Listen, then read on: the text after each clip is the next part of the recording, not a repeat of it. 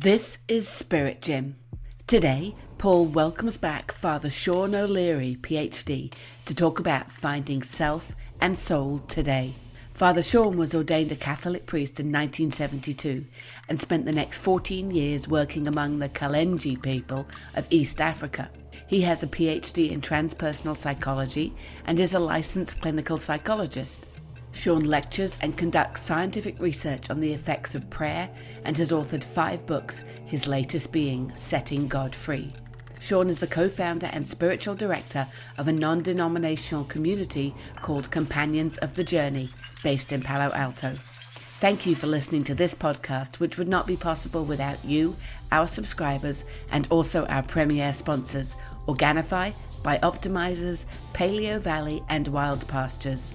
The sponsors' special offers and discounts are mentioned throughout this episode, or you can visit the show notes page at paulchek.com/podcast.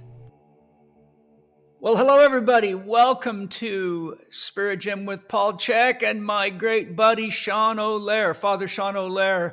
Hopefully by now you've got the blessing of hearing one of my podcasts with him. If you haven't heard his podcast with Aubrey Marcus, it's fantastic. Another recent one with Kyle Kingsbury on the Kyle Kingsbury Show, also fantastic.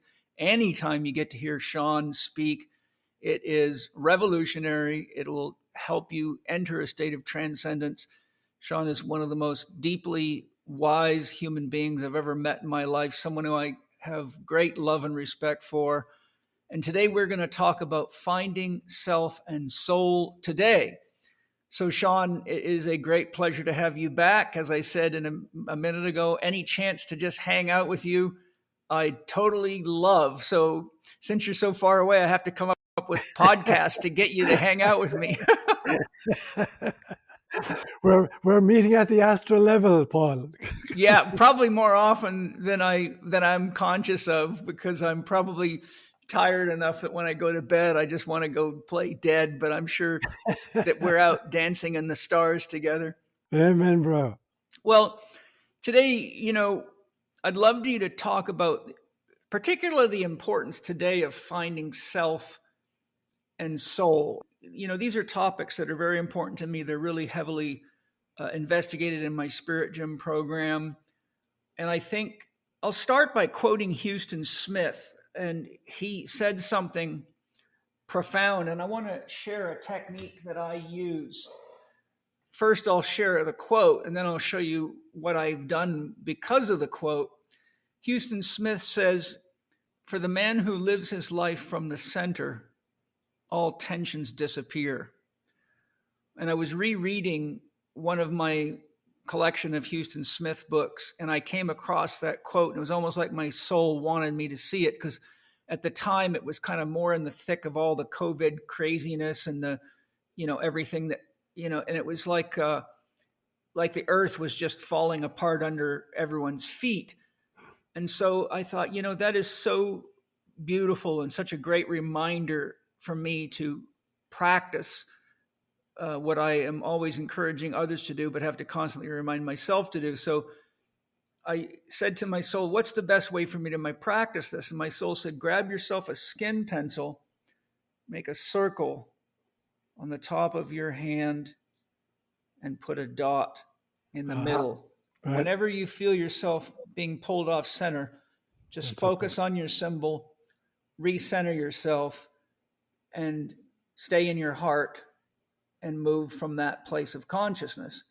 And that has helped me tremendously since I reread that quote and asked my soul to guide me on how to make that a practical way of living. So I share that because I think it's important. There's all sorts of podcasts all over the world with all sorts of lofty spiritual concepts and channeling and new age this and new age that.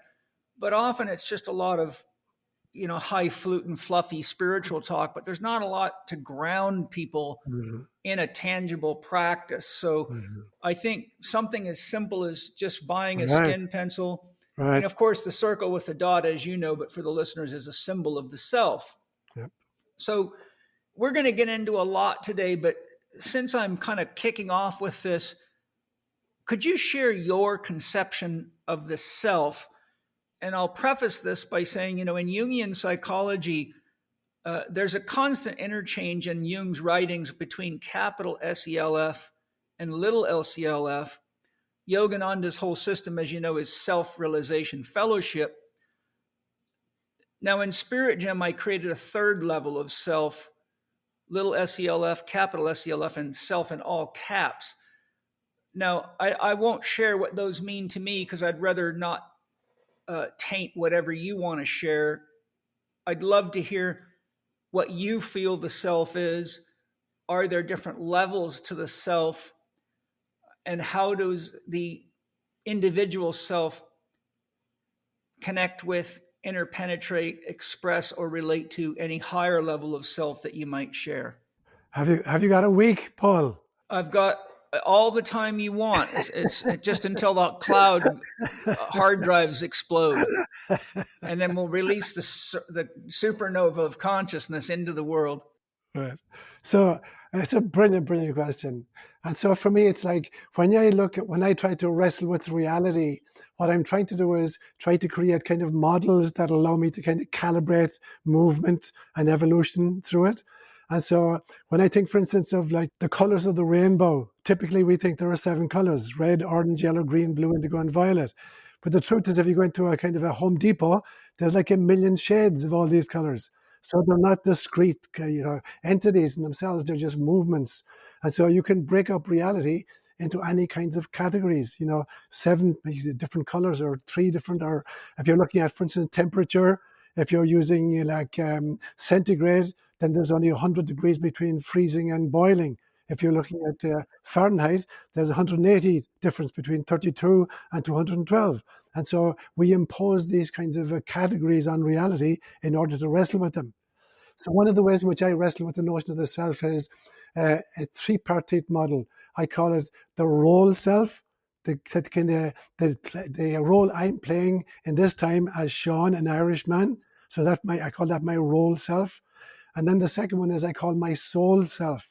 That is the kind of the unborn, undying part of myself, this holographic fractal of God. And then the third piece I call the source self. When I realize that all kind of separation is simply the game of Lila, but that ultimately there is only God. I say to my community very, very often that the ego is a dream, that life is a dream that the ego is having, and the ego is a dream that the soul is having, and the soul is a dream that spirit is having, and spirit is a dream that God is having. So basically, we're God's dream. Amen. We're like Russian dolls, nested senses of self. And so when I think about the kind of notion of self, then for me, there's actually an infinite number of gradations possible. So the question is, how granular do I want to break it up? So there's this 3-stage model I just mentioned, but I think that, for instance, there's the Hindu model. There's like my physical self. There's the etheric, elan vital self. There's the astral self. There's the mental self, the place of the archetypes. There's the psychic self, the place of kind of the psychic gifts, clairvoyance, clairaudience, clairsentience, psychokinesis, telepathy, precognition. Then there's the kind of the causal self, and then there's source itself. So that's a 7-level model of it. But I think there's an infinite gradation, that every frequency has its own level of self. And so I think, for instance, that even when we're incarnated, but when we disincarnate especially, that each of us is going to gravitate towards the frequency at which we feel most at home. So heaven and hell are constructs of the frequency with which we live our lives. They're not places that we're consigned to because we were good guys or bad guys. It's like, misery loves company, but birds of a feather flock together. That we're attracted towards the energies at which we've lived our life. And so for me, then, the notion of self is an infinite gradation of frequencies. So you can break it up into little discrete 3-section models or 7-section models, but ultimately it's an infinite series of frequencies. And the question then becomes, at what level am I operating? And therefore, to what level am I attracted? Yes. Now, from the perspective of the anatomy of the self, which I spent a lot of time investigating so that I could help my students understand what it is that we're really talking about. What does that word include? I'll share what my soul taught me and then see what you think. I found that the self includes the personal unconscious, the collective unconscious at all levels, the spirit, the soul, and the ego. And so when you're using the concept of self, what is the anatomy in your version of the self? Yeah. So the one that I find most practically useful, since we're operating with these tiny little laptops that we carry between our ears, so we've kind of substituted cosmic intelligence, for a little 3-pound massive wetware that we carry in our heads, and we're subject to amnesia for who we really are. And we have kind of constricted our cosmic spaciousness for this little, in my case, 150-pound spacesuit, and we've created the notion of time, because our brains are so limited that we can't grok the entire gestalt, even of our experiences. So we have to break them up into bite-sized pieces and process them sequentially. And so in that sense, then we're kind of confining what we're capable of doing. And so the best we can do then is to try to create templates or models or some kind of an anatomy, to use your own words right now. So for me, the anatomy that works best practically for me as a kind of a way of walking myself through life is actually the Hindu model, that there is my physical self, which is vibrating between 400 and 700 nanometers, between infrared and ultraviolet, which can be seen by others or kind of felt by others or heard by others. So that's kind of the basic level of incarnation for me, that grounded physiological level of creation. Then the second level for me would be like the elan vital, the etheric self, the part which is really, really important in homeopathy. That's where the energy of the physical body is drawn from. And for me, the physical body is simply a printout of the etheric plan, the kind of the blueprint of life. So that would be the second level. Before you go on, I need to, for listeners and for my own clarity with what you're communicating, because there's, in Steiner's model, for example, even in many models of the subtle body, we have the physical, then the next level is the etheric. But in Steiner's model, that level of the etheric is the electromagnetic energies and the field of energies created by the 30 billion biochemical reactions a second in the body, which are really sometimes called the life field. But then we have AETHERIC, which is really where the Akashic records are. In Spirit Gem, I say this: the etheric level with an A is this.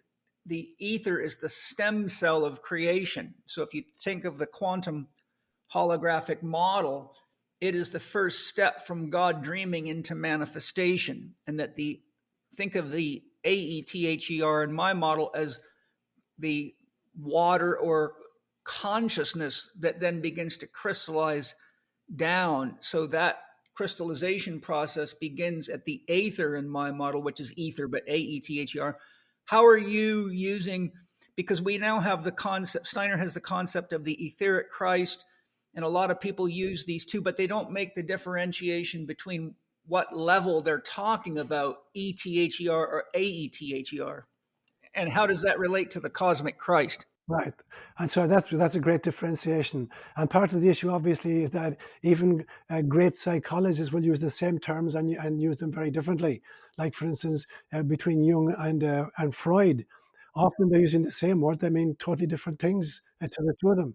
And so with Steiner's model of what the ether is and what I'm saying right now, so when I think of the ether in the kind of the Steiner's sense of the word, it feels more to me like almost like an astral level of reality. Mm-hmm, So me for too. me, yeah. So the astral for me is like the place that our emotions reside. It's the place where I dream at night. So it's a level of reality in which there is no matter and there is no time. So when you take Einstein's formula, E is equal to mc squared, there's only energy, but it's not based on matter or time or space. In your dreams, you create reality ex nihilo, in the sense that you are the director of your own dream. You play all the parts in your own dream. You're in charge of the costumes. You're in charge of the location of it. You're in charge of the plot, and you're in charge of the script, and you're directing it and producing. Everything is coming from you. And so, at that sense, for me, that's the kind of the astral etheric level. And also for me, then, it's the place where all of the memories of the incarnation, which is just ending when I'm dying and shuffling off this mortal coil, that is the level at which all of these memories are archived, so that when I reincarnate, I pick those up again. They're hardwired into me. It's like with computer technology that, and when we had the old floppy disks, you had to insert a floppy disk in order to program the computer. Now it's hardwired into it. So in subsequent incarnations, the kind of the learning of previous incarnations is hardwired into the psyche. I don't have to kind of insert the floppy disk anymore. So for me, then the astral and the etheric kind of they grade into each other a little bit. And so I think that when I think about Steiner's idea, then for me, I would call that more kind of the lower astral levels, where I have access to my dream life, my kind of emotional life, and my kind of past incarnations. I know you were developing a model and I cut you off. But some of these things are important to me because as we know, you got like this pinball machine where words are just bounced around. And I think people just use these words, but they actually haven't got a clue what they're talking about. So it just ends up being an empty signifier, like white bread, Right. So I want to put some, nutrition into this thing and make sure everyone, whether they agree or not, at least they know what the hell we mean. Two things. Steiner says the astral level, it's the astral field that animates not only our thoughts, makes them visual to us, but also animates our body. So in other words, one of the experiments Steiner gives, for example, to show people how the astral body works, he says just stand next to a wall, push your arm against the wall, which will be an isometric contraction, and then turn to the side and step away real quickly, and you'll notice your arm wants to rise up all by itself. So he's saying, you're using intention to activate the astral field, and there's a remnant of that intention, which is why you feel your arm still trying to raise. So the key thing I'm pointing out is that it's, from Steiner's perspective, it's the astral level that allows what would normally be spirit or thought to be perceived as images, thoughts, feelings, emotions, but it's also what, like the thought, I'm hungry, makes you get up and go find some food, or I have this book I want to write, and then it's channeled down from the archetypal realm of what I'd call higher mind to lower mind to our own conscious sphere down to the pen or the keyboard. So anyhow, I just wanted to share that. Are you sort of in agreement with that? Yeah, so it's interesting when you were saying that this experiment about pressing against the wall and then moving away and your hand wanting to rise up, the thought that came to me immediately was Kirlian photography. Yeah, exactly. Kind of an etheric or kind of astral imprint, that can be even photographed after, for instance, a limb has been removed or a finger has been kind of taken off. And so that there literally is this kind of energetic blueprint of which the physical body is literally a hard copy. And so, yeah, in all these gradations, there are grades within grades within grades within grades. So it depends on the level of kind of granularity with which you want to kind of unpack the models. So I'm in total agreement with you and Steiner on that. That is a field that animates the physical body, and the emotional body as well. Great. Now, my next point of discussion, dialogue, sharing is this. The astral field is also where thought forms live. And I've done a lot of work with thought forms because, a lot of entities are thought form entities. And, I got a great book by, I believe, Wasserman called Egregores. It's an excellent expose, and I've studied it quite a lot because of the importance of it. But when we're talking about the etheric Christ, you and I have talked a little bit before about the difference between the story of Jesus Christ as literal versus a mythical expression.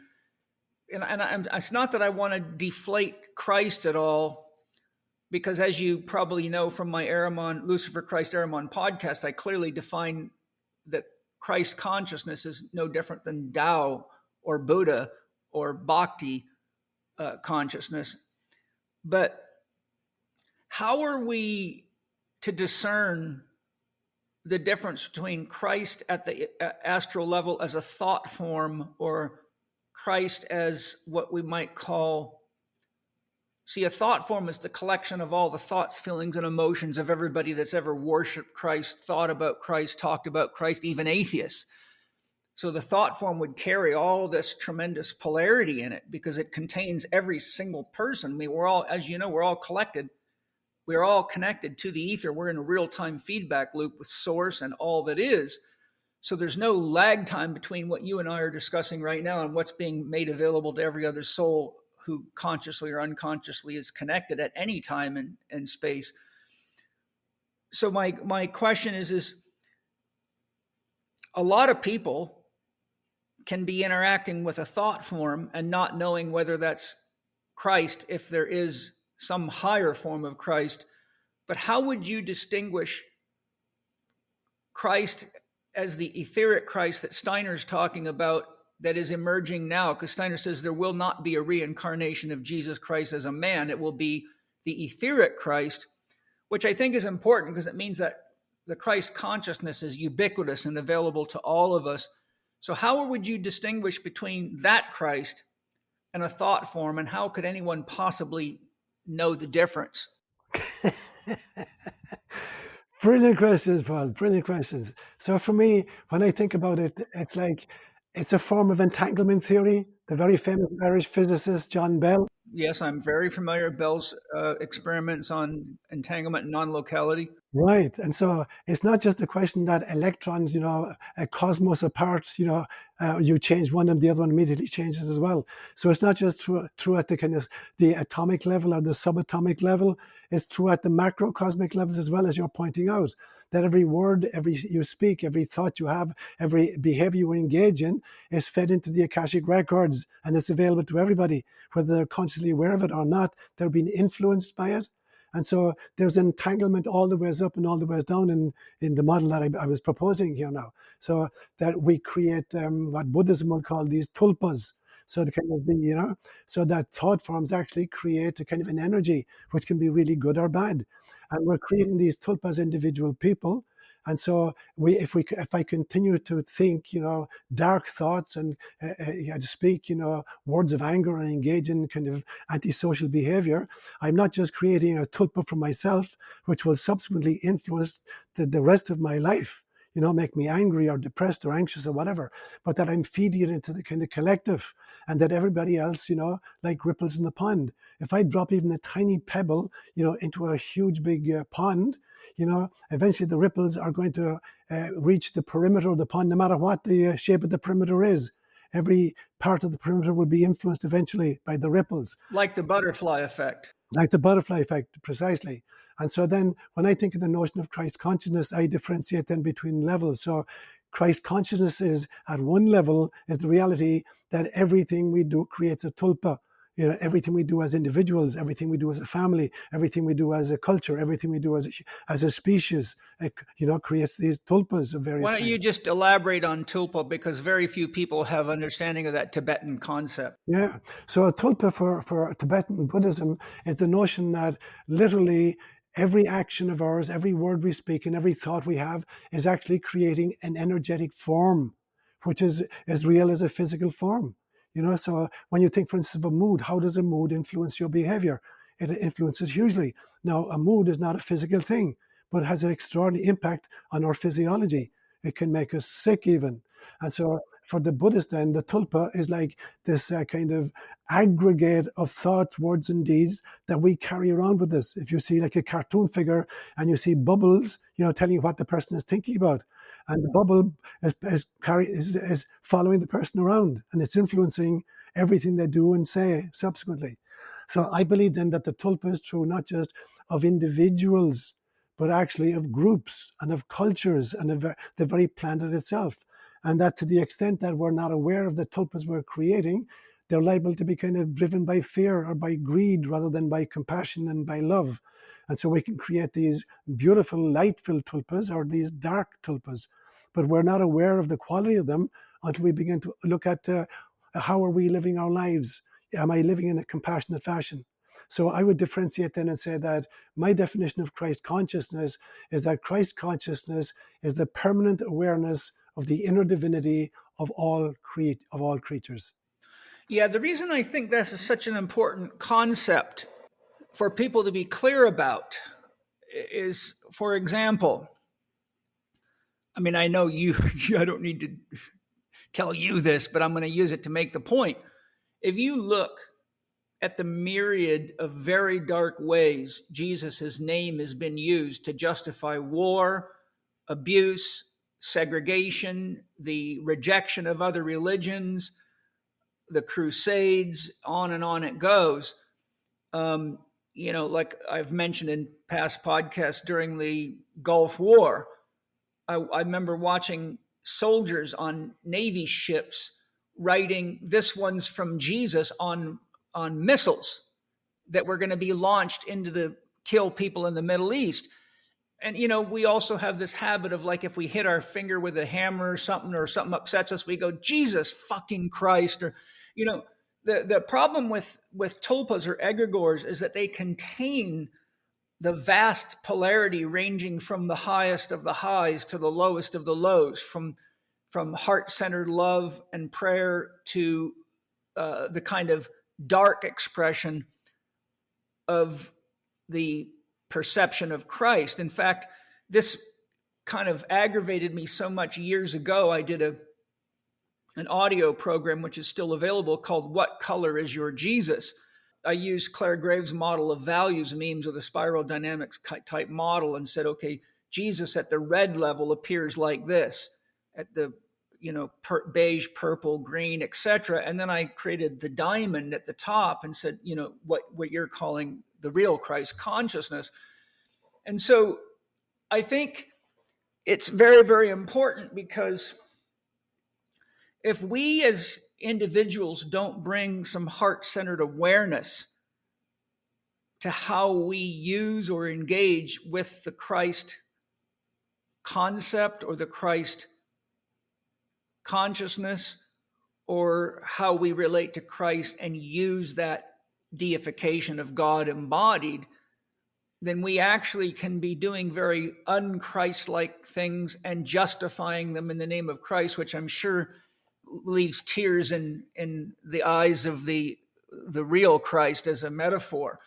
What I'm saying is that we, especially now in the world, because what you're describing is that we're constantly co-creating. If you look at quantum physics says you cannot determine what an outcome is. You can only determine a probability. And John Wheeler talked about, and also Feynman talked about probability waves.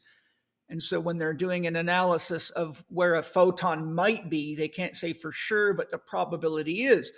So if we don't become conscious of the probability waves we're generating, then we can actually think we're very religious or very spiritual, but not realize that our orientation is toward duality, polarization, which also leads to conflict, war, and destruction, versus really like centering in the circle, centering in the heart. And this requires that we rise above ethnocentric orientations of religion, or I-centric, ethnocentric, and become at least world-centric in our consciousness, which requires empathy and compassion for people of all races, creeds, and colors, and even for nature and life itself, even in multiple dimensions, so that we actually are putting energy in that I would call centering energy into the world and into our own sphere of self-conscious self-awareness and self-influence. If you have any thoughts on that, I'd love to hear it. But I think these distinctions are really critical. They're really important. And so that's why I go back, I start again with my own definition of Christ consciousness and then build on it from there in response to your input there. So for me then, Christ consciousness is the permanent awareness of the inner divinity of all creatures. It's the recognition that there is nothing except God. Now, once free will is built into the equation, we can make choices for selfishness or choices for compassion. And so in response then to the tulpas, which are kind of have been hijacked, for the agendas of war and greed and avarice, there's another beautiful Buddhist practice called Tonglen, which is the ability to breathe in kind of the darkness of the world, to kind of radiate it with love internally and breathe it out as compassion for the world. And so the constant practice of meeting the world where it's at, and taking in the pain of the world, transmogrifying it in a sense, in a heart filled with love, and bringing it back out as compassion. So it needs to be the kind of the constant awareness of the world in which we live, and the ways in which that the light has been hijacked into the darkness. Hi, everybody. This is Paul Chek. I come to give you a little message. I want to share some empathy. I know how hard it is to change your behavior when you got some bad diet and lifestyle habits and you look at that coffee or you look at the sugar or you look at the junk food that you're in love with and you reach for it because it's quick and easy and you keep telling yourself, I need to change, I need to change, I need to change. But eventually the system breaks down and you get motivated by the pain teacher. But what if I gave you an opportunity to try something that would help you start the process of behavior change and enjoy it and look forward to it? Well, I have something for you. It's Organifi's red juice. It tastes great and it's loaded with nutrition and lots of vitality for you. And I got Drew Canoli here to tell us why it works so well for behavior change and increasing your life force and your vitality. Drew, what's the magic in that red juice? Because everybody seems to love it. Yeah, I agree with you, Paul. Sometimes when we're craving things, it's hard to switch a habit, a behavior. Yeah. So I looked at that fundamental fact and I'm like, well, what could we create that people could crave that actually tasted great? And that's when red juice was born for energy. So between the berries, the blueberries, the raspberries, the strawberries, the best quality organic glyphosate residue free, the rhodiola and the cordyceps, we were onto something. We sweetened it with a dash of monk fruit. And literally, I started to come to life when I drank this. I had so much more energy than I would normally have. Stamina went through the roof.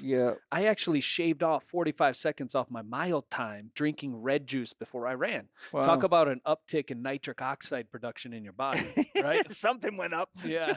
We know speed Actually, went up. it's funny you say that because I get messages all the time about sexy time. Oh, And yeah? when people drink red juice, they're Something's like, going up. something's going up. And I get so many messages about that. That's funny you brought that up. Well, we hope it's the flag these days. Yeah, exactly. So if you're looking for more energy and stamina and something that tastes great to where you could shift your cravings, keeping your hunger and your energy in check. And feel good about it. And you might even break down a little bit and wander back. But if you've got some natural sweetness and a lot of nutrition, you probably, if you're honest with yourself, won't need as many chips or as many of whatever your little thing is. But you can do this naturally and easily, and that's what I'm all about. Naturally and easily and honestly. And, you know, it all starts with being honest with yourself. So if you want a great tasting behavioral switch technique that's really good for you, it has a lot of knock-on benefits for you and your whole family, try red juice. Go to Organifi.com, Organifi.com. And because I love you, Living For You listeners, so much, I've organized for you to get a 20% discount with the code capital C, capital H, capital E, capital K, 20. And that's as fast as I can say that. I love you guys. Enjoy your red juice. Now, the good news is that a single candle can bring light into a deep, dark dungeon. Yeah. No amount of darkness can quench a single candle. So we have to have the courage to realize, and the kind of the trust to realize as well, that every act of love is much more powerful than 1,000 acts of selfishness or greed or even violence.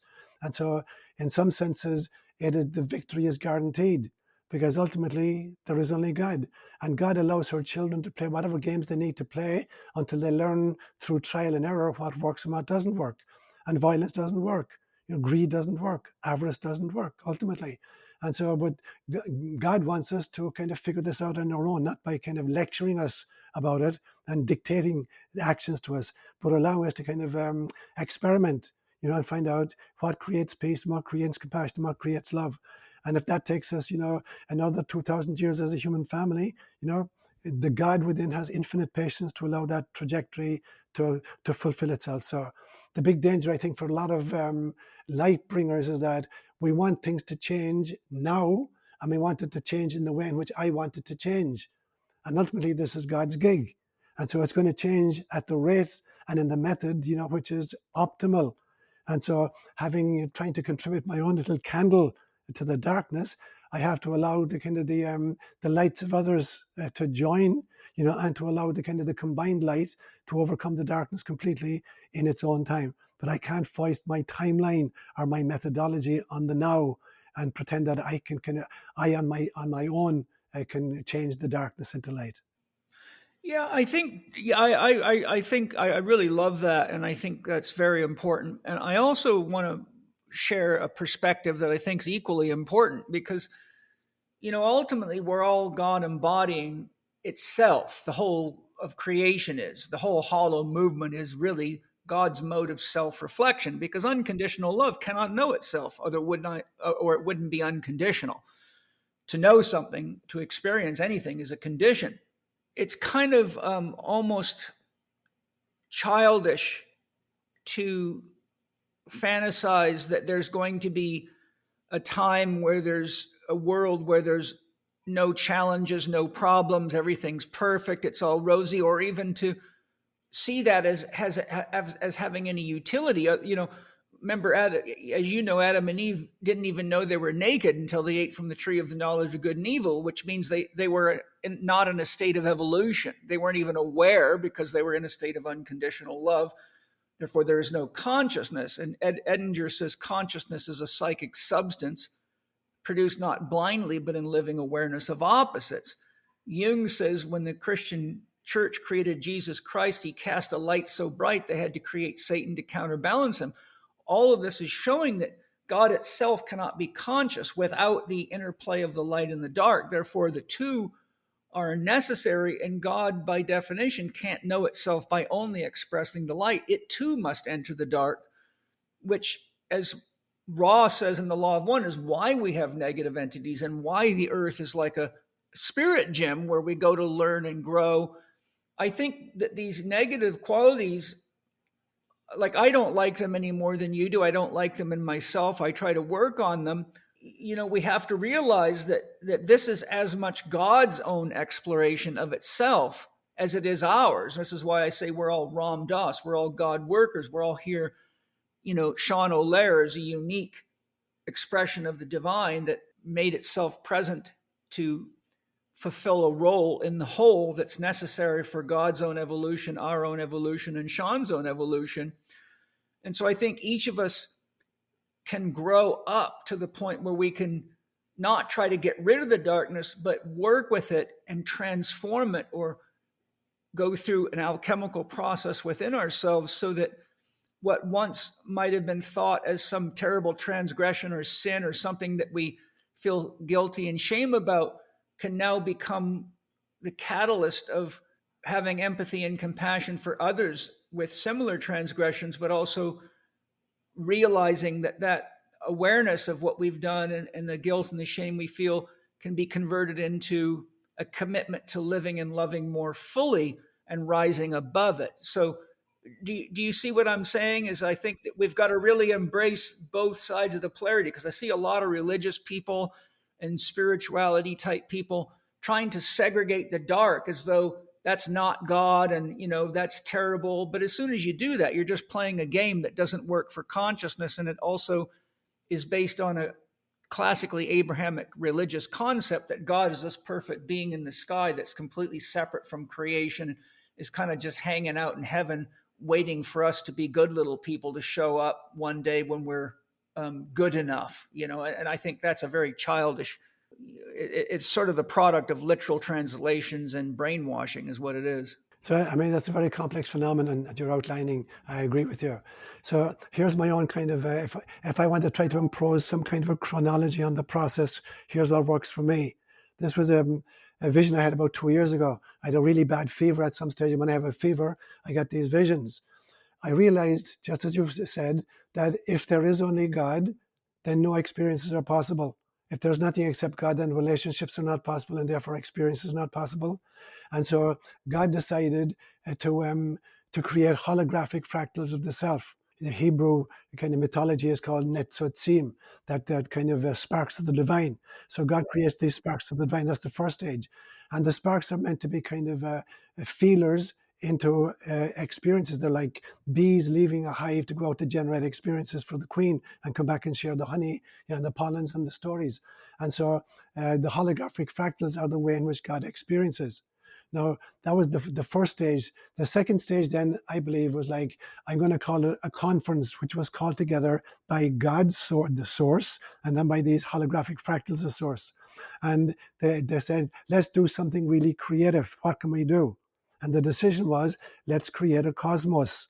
And so the cosmos was a joint effort between source, and the sparks. And they're witnessing this extraordinary play of this cosmic play, and they're delighted. It's like what Buddhism will call turiya, this witnessing consciousness of the extraordinary creation for which they were responsible. And then there was a second conference called and said, what would happen if we were to insert ourselves and create avatars so that we could experience the cosmos from the inside? What would that be like? And that was the next stage of it, that they took a kind of avatars, or spacesuits of various kinds, in order to kind of experience from the inside. And this would be the Buddhist notion of turiyatita. So there's the witnessing consciousness, and then there's the participant, what cultural anthropology will call, witnessing consciousness, or what they will call a kind of participant observer, that we're both participants in and observers of. The trick somehow then becomes to participate to the best of my ability, but not identify with the avatar, the role play, to identify with source, but to kind of participate fully as avatar. So when we get into that stage then, and we have free will is the ability to make any kinds of choices we want. And as we become more and more evolved beings, our intelligence in some senses is greater and greater, but so are our temptations, because the temptations to exercise, greater power when you've got greater intelligence or greater technology is huge. So there's never an end to temptation in that sense. And temptation then creates this extraordinary tension between light and dark. And it's in that vesica, this overlap, this intersection of the two sets, that the birthing happens. And so when you look at in set theory and mathematics, when you overlay two circles, then there's this shape, it's called a vesica, the overlap, the intersection. And it's kind of the cervix. It's the cervix which is giving birth. It's the opening of the womb. Just to help people that may not know what a vesica is, if you look at the symbol of Audi or the Olympic symbols, the vesica is created by overlapping two circles. So they're overlapped by 1/3, which creates an almond or a vagina shape in the middle, and the remainder of each circle outside of it. So you've got circle on the left, almond shape in the middle, vagina shape, circle on the right. The vesica is created by the overlap of the circles, just to help them have the visual. And that is the kind of the entry point or the exit point for all of creation. Everything comes from that. And so when I think, for instance, the story of the Garden of Eden, for me, is that the Garden of Eden is the cosmic womb in which Project Homo sapiens sapiens was conceived, carried, and nurtured and then birthed. And we had to leave the garden. We weren't thrown out of the garden. We volunteered to incarnate.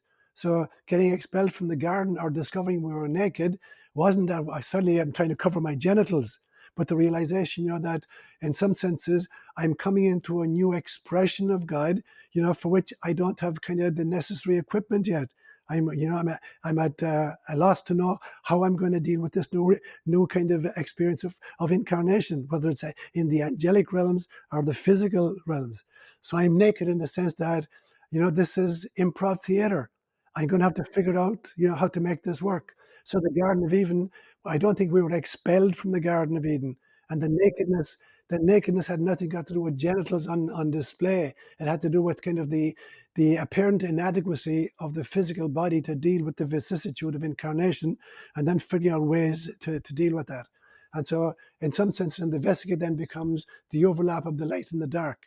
And we constantly have to struggle between the temptation to power as distinct from the kind of the will to compassion. Before I forget, I just wanted to share the 3 levels of self that I created. Just any feedback you might have. There's the self of the individual, little SELF. Capital SELF is anything that supports your ability to live, such as the earth, the water, the sun, the air, your family, your friends, your teachers. When you say, okay, let me take stock, who made the clothes I'm wearing? Somebody else, but that supports me. Who makes my toilet paper? Someone else, but that supports me. I can't get by without the air. I breathe 25,900 times a day. I can't nourish my body without food. That all comes from outside of me. And that's not only a global contribution, but we couldn't have that without the sun, the moon, and the stars. So the second level is self-realization, meaning realizing what it is that allows the little self to exist so that it can be in the play. And then capital S, capital E, capital L, capital F would be the entire stage of existence, the cosmic hologram, or what I call spirit gem, which would be God's body, within which everything else is like a cell or an atom or a particle, all of which I believe are conscious, because God is ultimately consciousness itself. And the capital SELF, all caps, would be the crystallization of God's dream into manifestation, within which God's self reflects for its own evolution.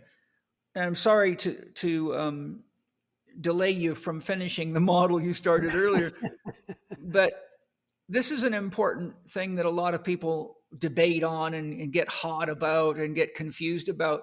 Many, of course, think that God is perfect and God does not evolve, and that God is beyond evolution, God is absolute, there's all this. But my own deep explorations of this, conversations with my soul, and conversations I've asked my soul many times, connect me directly to God consciousness. And I ask, are you evolving? Yes. Every step you move forward in evolution, I move. Every step all sentient beings move, I move.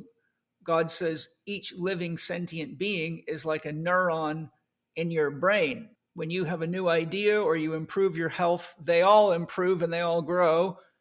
And when each of you grows, I grow, and I'm evolving with you, because I cannot be separate from your own experience. And therefore, your evolution is my evolution, and my collective evolution through all sentient beings creates the field of awareness and the field of possibility within which you all have access to, whether you know it or not. Great. I love it. So it's interesting. You're creating a tripartite model as well, Paul. And that's beautiful. I mean, we impose these kinds of categories on reality, but the truth is there's an infinite gradation. So I came up with a similar tripartite one at one stage. If you look in the room you're sitting in now, if you look at the floor where the two side walls meet and they meet the floor, you literally have a three-dimensional graph there. So the one going to the right, you can call the x-axis. The one going to the left, you can call the y-axis. And the vertical one, you can call the z-axis. And for me, the x-axis, I call it complexification, the axis of complexification. So it's everything from subatomic particles to atoms, to cells, to molecules, to organs, to an organism, to a family, to a culture, to a species, etc. The great chain of being, then? The great chains of being. And then to the left, the y-axis for me would be personal identification. Am I identified with my physical body? Am I identified with my emotions? Am I identified with my professions? Am I identified with my thinking? So that's a second y-axis. And the third axis then, the vertical one, would be the reincarnational model. In what lifetimes have I realized different levels of frequency? And so I have to try to position myself then in any room. You can determine the exact place I'm occupying by a measurement along the x-axis, the y-axis, and the z-axis. So if there's a butterfly in the room, you can literally mathematically pinpoint its exact location by giving you measurements along those three axes. And the same thing is true for the journey of the soul. Now, the other thing I would say is that I differentiate as well between the transcendence of God and the immanence of God. So the immanence of God is God as she reveals herself through creation. And in that sense, that's a progression and that's an evolutionary trajectory, that this aspect of God is constantly evolving, as her children evolve. But then there's the transcendence of God, the ineffability of God, about which we can say nothing. And we can't say, even to ascribe being to it is to kind of impose a category which is meaningless. And so I try to differentiate between the ultimate mystery about which we can say nothing at all, and the transcendence of God with which we're meant to wrestle, and around which we're trying to build categories in order to understand. And this God certainly is progressing and evolving with every one of its creatures. So that's kind of the dance between ineffability, and immanence. Yeah, I love that model. It's totally in line with how I relate. And speaking of the transcendent God, in Taoism, that's the dotted circle, which is Wei Wu Wei, action without action, or Wu Qi, if you think of Qi as life, not life. But Arthur Young addresses this in a very unique way, which you may or may not be aware of, but he says, I'll save a lot of the buildup, but he says, non-being is significant because it is aware of being. Being here, being God's embodiment or the hologram, but that which is dreaming being into existence is what's ultimately aware, and that's the infinite, ineffable mystery of God. But the fact that it dreamed its being into existence, by definition, means that it must be evolving through it, or it would not have the impulse or the desire to self-reflect. That's beautiful. And at the same time, even to ascribe being to the transcendence is already a categorization. It's the attempt on the part of human beings to make sense of something that we cannot literally comprehend. So even that piece is fraught with difficulties. And so my preference is to say, okay, we can deal with the immanence of God, and we can talk about the kind of the theological progression. There's a branch of theology called process theology, which talks specifically about the evolution of God. But we can only speak about the evolution of the immanence of God. Obviously, by de facto and by definition, we can say nothing at all about the ineffability of the mystery. And so even to ascribe being to it or to categorize it, even, we're already out of our depths. So that's the mystery in front of which we have to bow, and over which we have no control whatsoever and no ability to kind of dialogue about or kind of create models of. Okay, so I just want to make sure I follow you. Obviously, being is real, or we wouldn't be here. Yeah, but by ascribing being to God, the category of being makes sense to us. Everything we experience has being. But to ascribe being to the ultimate source, we can't say that the word being itself is already a categorization based on human experiences. And so we're kind of projecting a human kind of model of reality onto that which is totally beyond human reality. So are you saying then that the concept of existence itself, or the hologram, the hologram or the hollow movement, to use David Bohm's words, or what I call spirit gem, all that is, which I classify as God's body, are you saying that we can't describe that as God's being, or that we're going too far, or what I'm trying to really grapple with what exactly you're trying to say? So we can only try to deal with and kind of make models of our experiences with reality, but we can't determine what the ultimate mystery itself is. So at some stage, all human models have to bow down to the realization that we can only work with the data delivered by our sensorium and by our intellects, but we can't say anything about the ultimate mystery. And that's why ultimately adoration of the ineffable maybe is the highest form of spirituality.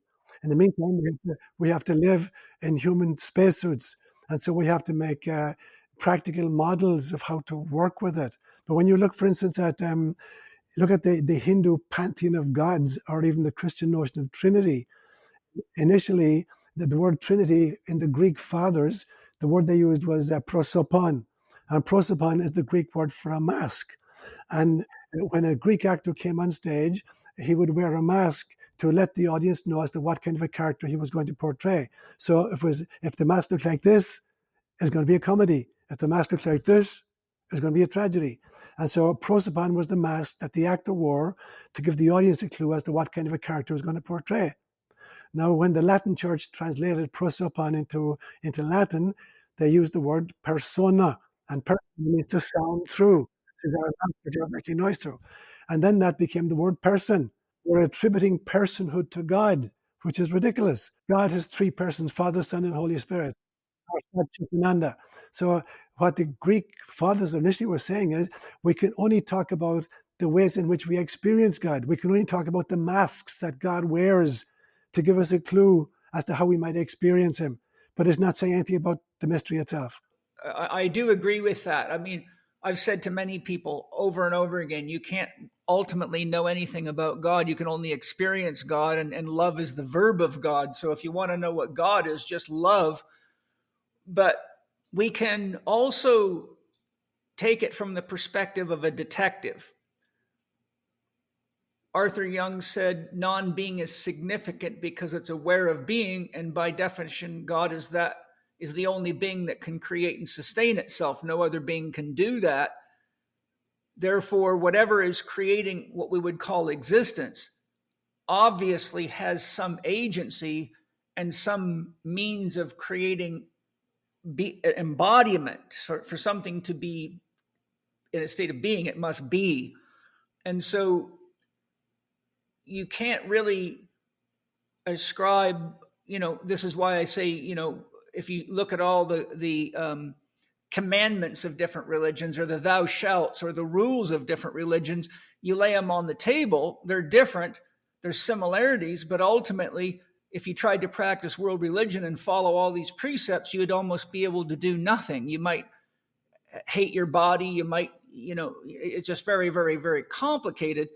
So what I'm simply saying is, if we look at this as a detective, you're in the desert, you think you're all alone, and you see footprints that have 5 toes and are shaped like a human being, and you'd say, that's a very good indication that a human being's been walking here. There must have been a human being around fairly recently, because this is sand. Therefore, these footprints suggest someone's been here, and you might then follow the tracks and see if you can find a human being. So using that metaphor, I say that cosmos, universe, multidimensional reality, omniverse, however you want to put it, those are the footprints of the unknowable. Therefore, the fact that there are footprints there and that being exists means there has to be a being that has some creative impulse to embody itself. Even though we can't know the transcendent, we can engage the immanent, but be aware that there's something that is the creative intelligence that is expressing life within itself, because there's nothing behind God. And so I would disagree slightly with Arthur Young. Yeah. Because I do not believe that, in order for something to create being, there has to be being to create being. I wouldn't agree with that. No, I don't think that's the statement. Arthur Young only said non-being is significant because it's aware of being. That was his statement. I'm not trying to say that God itself is a being. I'm saying that whatever is beyond being, what you're calling the transcendent, must have the desire to express itself in, as, and through being, or being would not be here, because God is ultimately the source of everything. If God is God, therefore, that's the footprint in the sand, is that you're a footprint, I'm a footprint, the world, the universe, the cosmos, the multiverse, the omni, all of those would be what I'm saying are the footprints of the invisible. That's what I'm trying to express. Yeah, I get that. And so let me make a kind of another differentiation. If all I had read of Shakespeare were her sonnets, I would have a certain understanding of who Shakespeare was. If I'd never encountered any of his plays, and I thought he was just a poet who wrote sonnets. And now I discover, oh my God, he wrote a whole bunch of plays as well. So Shakespeare is a much greater character than I gave him credit for. But the realization is, even the collected works of Shakespeare are not Shakespeare, And so there's a big difference for me between kind of pantheism and panentheism. So pantheism is the belief system that God is the sum total of all that is. Panentheism is the belief system that God is the sum total of all that is, and a whole bunch more about which we can say nothing. I agree with the second. Yeah. And so Shakespeare, for me, may have been a father, he may have been a brother, he may have been a husband, he may have been a gardener as well. These things I don't know anything about. May have been a collective of authors. Yeah. And so the thing is that Shakespeare is much bigger even than the collected works of Shakespeare. And therefore, God is much different from the collected works of God. And so looking at that, that one. That's a good one. That's a tricky one. Right. Yeah, I really believe that. Hi, everybody. I know that you're all aware of the importance of vitamin C. There is a mountain of research on it, but not all C is created equally. I love Paleo Valley's Essential C Complex because it is the real deal, bioavailable. And I wanted you to hear right from Huston Smith, founder of Paleo Valley, why their Essential C Complex is so unique and something you definitely want for your family and your children. Huston, tell us about your Essential C Complex. Well, I was shocked to learn as a holistic nutritionist that 90%, over 90% of the vitamin C on the market is derived from genetically modified corn, and then it's processed with highly volatile acids. And so I knew I had to find a better way to get all of the powerful benefits of vitamin C. So what I did was I dove into the research and I found the 3 most vitamin C rich superfoods on the planet. That's unripe acerola cherry and camu camu and amla berry. And then I just packed them into capsules. And the benefits are amazing because you're not only getting vitamin C, but all of the other wonderful benefits that come from these amazing superfoods. So to get access to this complex, all you have to do is go to paleovalley.com and you can use the code CHEK15 at checkout. That's lowercase CHEK 15, and you can save 15% off. To try Paleo Valley's Essential C Complex and save 15% on your purchase, go to paleovalley.com/CHEK15. That's PALEOVALLEY.com/CHEK15. No promo code is required. Enjoy.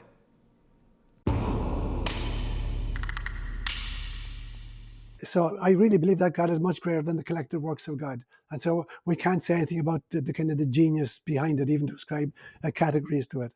So what I'm trying to say then is that there comes a stage when all we can do is just bow in front of the mystery. And I think that's what the great mystics go. They bow to the mystery rather than trying to explain it away. And so it's interesting that in the great story where Moses allegedly meets God at the burning bush, and God is sending him back allegedly into Egypt to set the Israelites free. And Moses says, I have no idea who you are. What God are you? When they say to me, what God sent you back? And what will I say to them? And God says in Hebrew, Ehiyah Ashir Ehiyah. Now that's always mistranslated as, I am who I am. There is no present tense of the verb to be in Hebrew. You cannot say I am in Hebrew. You have to get around it by a device called predication without a verb. So if I want to say in Hebrew, I am the king, what I say is Ani Hamalek, I king. And we have the same issue in one of the African languages I learned in Kalenjin. If I want to say I am an elder, I say Aboyot, which means me, elder. So God could not have said I am who I am. So what did God say then in that context? He said, Ehiyah Ashir Ehiyah, I will be who I will be. It's a future tense in Hebrew. Ah. In others, whatever the occasion calls for, that's how I'll manifest. That's how I'll show up. Yes. So that for me is the difference between kind of ascribing beingness to God and ascribing experiences of God that we can have without having any theory at all about what's behind it. Yes, but you have to be to have an experience, though. But we are the beings who are having the experience. Yeah, I'm saying, though, that in order to have any experience, whether it be of God, in God, or with God, there must be some aspect that's in a state of being, because even if I'm dreaming, I'm a being in the dream. So yeah, but we're still locked into human categories, and we're dealing with an ineffable. Ineffability means that it cannot be understood, and so to ascribe any categories to it is kind of an overreach on our part. Yeah, I appreciate that, and I agree with that. I totally agree with that. I mean, to me, God is infinite, and you cannot know the infinite unless you become the infinite. And if you do, there's nobody there to know it because you can't be in time. You can't have a sequential thought as the infinite. So I'm going to share a perspective, and thank you for engaging in this dialogue, because this is, most people don't think deeply enough to ever get to these kinds of conversations. But when you actually look at what this ultimately means, before I state my point, I'll make a point that Jung makes. Jung says the imago Dei is the source of all archetypes, and that your contents, your imago Dei contents, your beliefs about God have the greatest impact on all aspects of your life, because it is the root beliefs that basically imprint themselves on the mother archetype, the father, all of them. So this is why, as a therapist, I'm very interested in people's beliefs about God, because it almost always plays out in how they manage themselves in relationships, how they manage sex, drugs, money, ... It's almost always a recapitulation of the root belief of what God is, because that's the greatest influence on their perception of who they are. So what I want to say is this: we only have limited sensory potential, but we also have voyances. We also have connections to other beings of higher intelligence that can give us other perspectives. And I've spoken with many, including the Elohim, and they have given me other perspectives. And I've asked these very kinds of questions to them and gotten answers very similar to yours. So I think we have to be careful by just saying we can only have a human perspective, because we as human beings are not only a collection of a variety of beings with a variety of perspectives. For example, Steiner says, you are being breathed by angels. They are pouring themselves into you. So even though you think you're a human being, you're actually as much angel as human being. It's just that you're not tuned to that reality until you develop the ability to see into it. And I personally believe that what we are is a nexus of the creative intelligence of the whole manifest in a unique form, but that you're only limited to your humanness to the degree that your consciousness is trapped at that level. But just like we can transcend values, or we can transcend ethnocentricity, become world-centric, to become cosmocentric, we can also transcend through spiritual practice our own perceived limitations as a human being, to come to realize that we are actually the whole embodied in this form for a unique type of experience. But we can break out of the limitations of rational human thought, argumentation. Like you study Greek philosophy, it's just a lot of argumentation. It's like a debate. But then if you go to Eastern philosophy, then it's get rid of the head and go into the emptiness. So sometimes that's called the left-hand path of reducing the mind to nothing, to have a transcendent experience of whatever is beyond, versus the right-hand path, or the positiva, which is growing more and more knowledge until all of a sudden you reach the point where it creates a coherent whole and you realize your oneness of all. And either one of them can take you to enlightenment. But really what I'm pointing to here is that Sean has intuition. Sean has mental capabilities and intelligence. Sean has the ability to love and the ability to not love. Sean has the potential to get angry, etc. So any quality that can be attributed to any being has to be something also within the potential of God, or it could not manifest. So even though we can't know the transcendent, we can, in my opinion, look at all the qualities inherent within us, from the genius to the dark side, and just take the rainbow of possibilities, many of which we're not even conscious of, and say those things have to be somehow an expression coming from the source, because otherwise how would they possibly manifest? What I would say to that is that we're not just limited by our human spacesuits and our human intelligence. Even the angelic beings, for angelic beings, God is an ineffable mystery as well. So it's not like because they're higher up the kind of the food chain than us and more intelligent than we, that they have, in some senses, a grasp of what the mystery actually is. So no matter how far up the chain you go, as far as I'm concerned, you're dealing with manifestation, trying to make sense of its own experiences of the mystery. That you can't grok the mystery itself, otherwise it's not a mystery. And the essence of God is the ineffability of God. And so for me, that becomes really important, and that we're convinced at every stage that our present understanding of reality, is the kind of the limit. So at some stage we believed that we lived in a flat Earth. Yeah, some still do. Yeah, or all the data told us it was flat. Yeah. And then we believed in a geocentric cosmos, that everything revolved about planet Earth. And then we discovered that wasn't true either.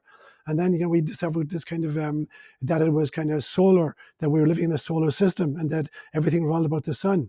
And then we discovered the sun's a tiny little kind of a star system within the Milky Way galaxy. So we're constantly kind of outgrowing our models, but we're convinced at every stage, this is the one that's going to nail it. Newton figured it out. And then Einstein, relativity, no, this is the answer. And then quantum theory, this is the answer. So I think we got the same problem with theology. That we're constantly convinced that we're going to find a model that finally explains who God is to us. And what I'm saying is we can never do that. We can only we can have models that explain our experiences of God, but there is no model that can explain God's ineffability. There's always going to be a mystery. No, I agree. But I think I might be wrong.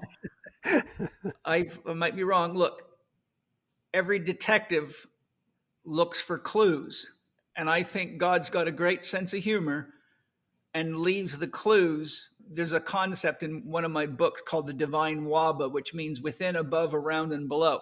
I think God's leaving the clues within, above, around, and below for all of us, inspiring us to be good detectives, because ultimately you cannot truly know thyself until you confront the mystery. And then you are confronted with a mystery. But you could say a junior detective will come to junior detective level conclusions, but Sherlock Holmes will come to something much more comprehensive, because Sherlock Holmes is a much more skilled, much more capable detective than a junior detective. All I'm saying in plain fact is that when I do honest detective work, I have to say, where does the desire to live in me come from? It has to come from God, or I would not have that desire. There's a clue. Where does the desire to love come from? It must come from God, or it would not be in me, because I am of God. I am an expression of God. So all I'm saying is, as a detective, I'm working back through everything that I know to be real as objectively as possible from my own experience. And that includes mystical experiences of all types, etc. And so the best I can do, and a lot of my paintings are pointing out these ineffables that I can't say I can paint them, because the painting is a symbol, so it's taking you into a state of transcendent experience. But all I can say that any of us can do, and I think this is why we have so many books that are so radically different, written by highly qualified people, because someone who reminds me a lot of you is Matthew Fox. His sort of history, his relationship with the church, his diverse knowledge. Now, his viewpoints are quite a lot different than yours, but there again you see a different detective with different results. So I think that it's up to each of us, and personally for me, that's the only thing really worth exploring, because everything else is secondary to that. Yeah, I agree with you, Paul. And what I'm saying as well is that all we can hope to achieve are to create less and less inaccurate maps of reality. But we're never going to get the actual map of reality. No. And I personally think that God is compassionate, and that when we die, the mystery is unveiled to a much greater level. And that's based on my conversations with people like my grandmother. I'll give you an example. My grandmother comes to visit me a lot, and she was the dearest soul to my heart, that really was the most important person in my life, that literally kept me from wanting to just die. But maybe two or 3 months ago, my grandma just showed up. I was doing a prayer to her and blowing her and my grandpa smoke, just sending love. And so she, all of a sudden, she started speaking to me, and she said, "Hello, I'm always with you." And I said to her, "Grandma, where are you right now?" She said, "I'm everywhere." I said, "So you're not in the astral plane, or you're not in you're not having an experience, you're not with people going through some kind of school?" I mean, I told her, I said, "I've heard all these afterlife testimonials, and they vary, but people always describe being with other people." She said, "No." She says, "I'm in the eternal now." And I said, "Well, how do you know? How are you manifesting to talk to me right now?" She said, "Whenever you think of me, I feel the vibration, and I manifest in time through you, so that I can hold a conversation with you, but I am never in a location." I said, "Is that the same with Grandpa and everybody?" She said, "All of us, except those who choose not to enter the light of God when they die, are in the eternal now." She said, what you're thinking of is the astral plane. There are people, and for example, she had previously come to me and said, you need to go help your brother, because he has not moved forward. After he committed suicide, he was so upset at God, he didn't want anything to do with God. And it shocked me, because I didn't realize that. And so I went and connected with him and talked to him. And And it was very emotional. And so I helped him move into the light and understand why his life was so painful. And he was able to move into the light. But I didn't know that till my grandmother came. And so she said, for example, your brother is stuck in the astral realm because he will not move on. He does not want to be one with God. But she was explaining that when she died, she merged in with God. And she said that all the souls that have died that merge in with God are not in a location. They're in the eternal now, and they only manifest to the degree that it's necessary. And my grandmother said, whenever you think of me, I feel it inside of myself the way you feel your own thoughts. Or she said, just like your phone rings and you have the urge to pick it up, when you think of me, or when any of us thinks of anyone on the other side, it's like a phone ringing. And because we're all in this state, she's speaking to me, she said, well, we're in this state, we're all aware of what God is ultimately doing and why we're all here and why life is so challenging. So we have tremendous empathy and compassion for those of you that are still embodied. So any way we can, we channel our thoughts, our love, our compassion, and our empathy into you.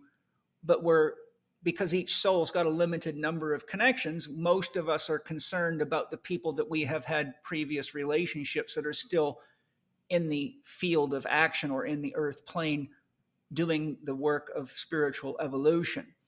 So I wanted to share that with you and just hear, how does that resonate with your thoughts in this regard? It resonates beautifully with me because I had a similar experience.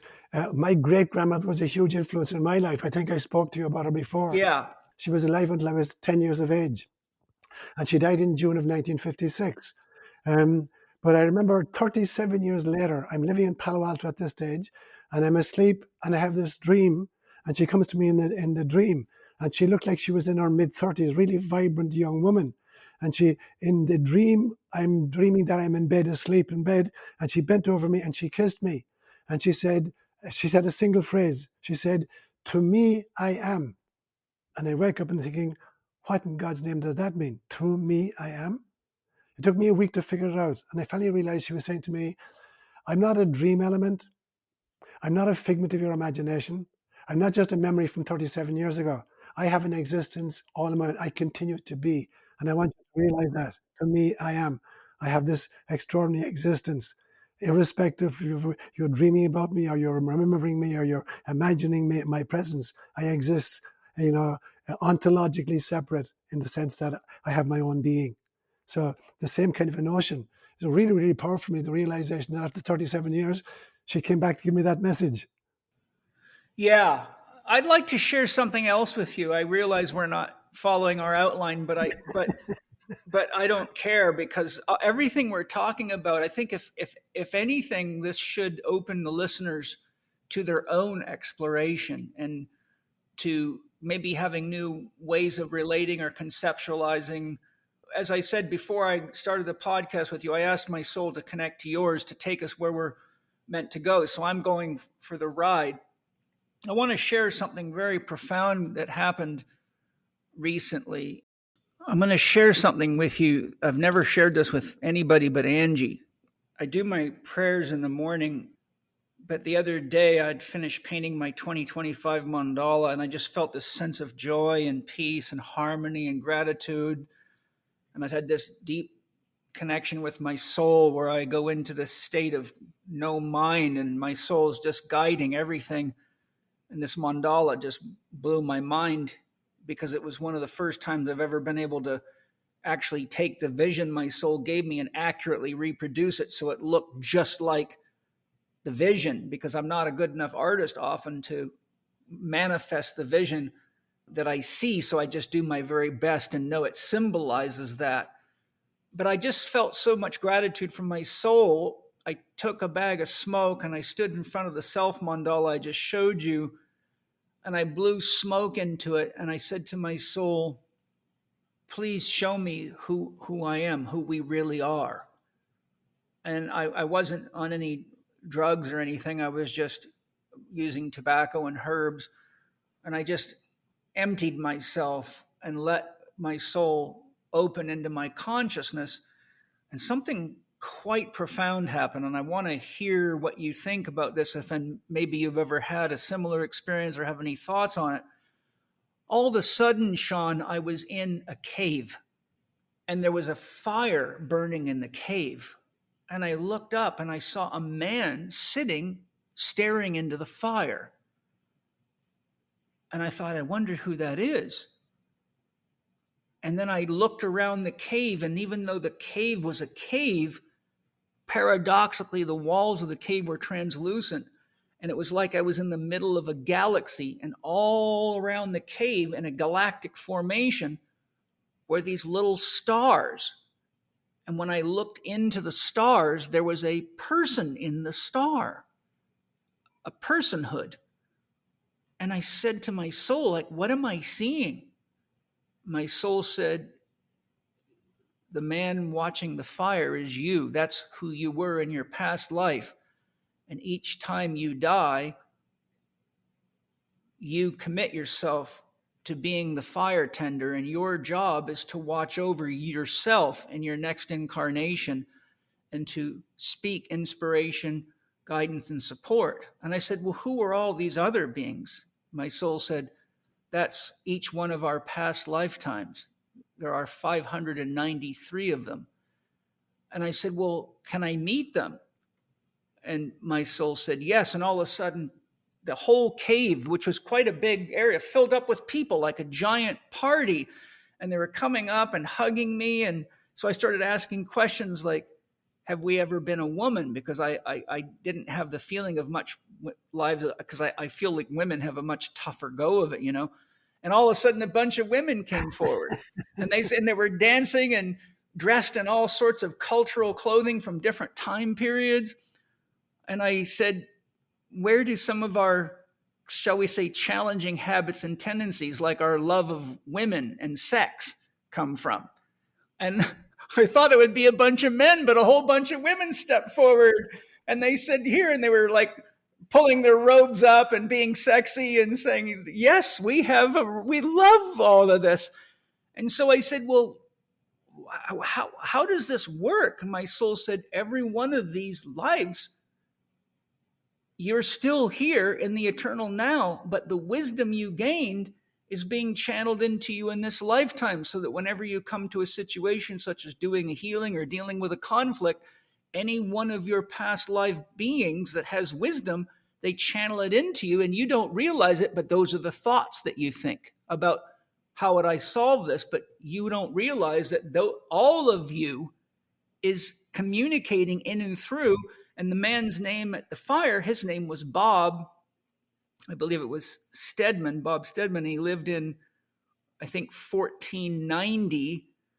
And I said to Bob, I said, what did we do? And he said, we were a battlefield medic, but we were also in charge of physical conditioning for the soldiers. And so you gained a lot of knowledge as a battlefield medic, and you used to be in charge of physical conditioning for the soldiers. And this is where you have a lot of your impulse and knowledge that you use now. And I said, well, where do we get this knowledge of plant medicines? And it turned out that I was an apprentice shaman in 3 past lifetimes. And so I got to meet those parts of myself. And so, you know, what I thought was just going to be blowing smoke and giving thanks to the mandala all of a sudden opened up. And this went on for about an hour. And now that it's happened, I have this constant inner vision. And I'm always seeing Bob sitting in the fire. And I said, can I see what you're seeing? And he said, sure, come have a look. And I sat right next to him and I looked into the fire. And it was the strangest thing. When I looked into the fire, I saw myself standing in front of my mandala. And then all of a sudden I was in my body looking at the mandala. Then I jumped back to looking in the fire. And so this, like, I've been looking into these things for a long time. I know you know that. But this was a profound experience. And then what tripped me out, Sean, what really tripped me out is years ago, you can't see it, but over there on the wall, I connected to my soul. This is probably 12, 15 years ago. I said, I would like to paint a symbol of what we look like as a soul. And I drew this beautiful white flower, and in the center, and it's about this big, and in the center, I drew a galaxy of little stars of exactly what I saw.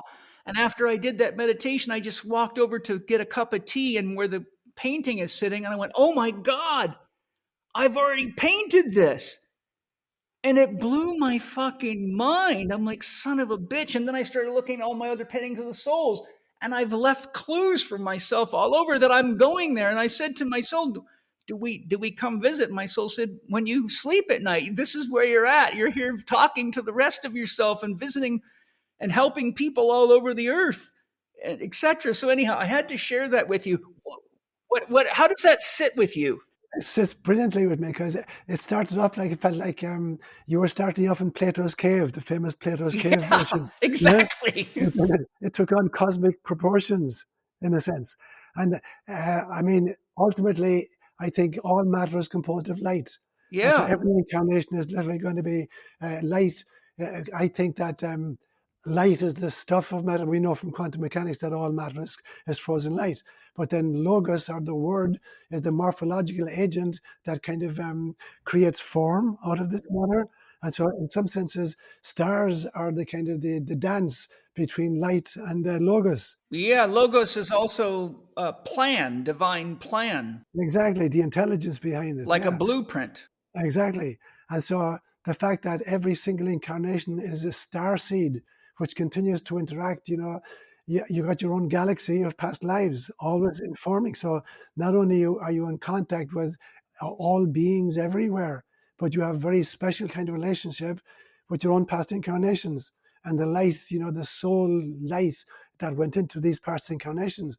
And the fact that they kind of played tricks on you by giving you clues all over your room that you didn't recognize until you went for your cup of coffee and saw the... Yeah, and then I started looking around. I mean, I wish I could go pull all these paintings and show. Someday I got to get you here, because I know you'd love my library. But like, I was shocked. I'm like, oh my God, I've got all these paintings, and I painted this. They're all around me. Like, what the hell's wrong with me? Why am I so slow? It felt as if somebody was saying to you, duh. Yeah, exactly. And while I'm looking at these paintings, I can hear them all laughing, going, we're always telling you, you're slowly waking up. And they're laughing at that too. And they said, don't worry, you're waking up faster than we did.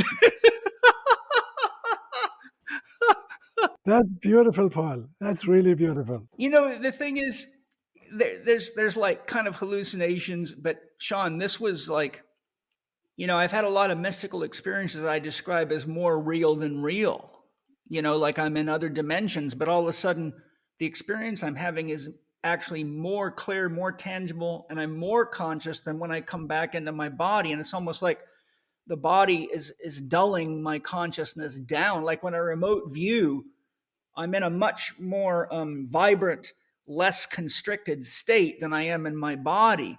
It takes quite a lot to calm and center the body so that I can walk out of the body. Like if I'm irritated about something or something's really weighing on my mind, I can't remote view because I'm too entangled in this plane. But that experience and ones I've had like it are so shockingly real. And, a lot of people have said to me, oh, well, how do you know you're not just hallucinating? I say, well, without a long ado, I say, well, I got news for you.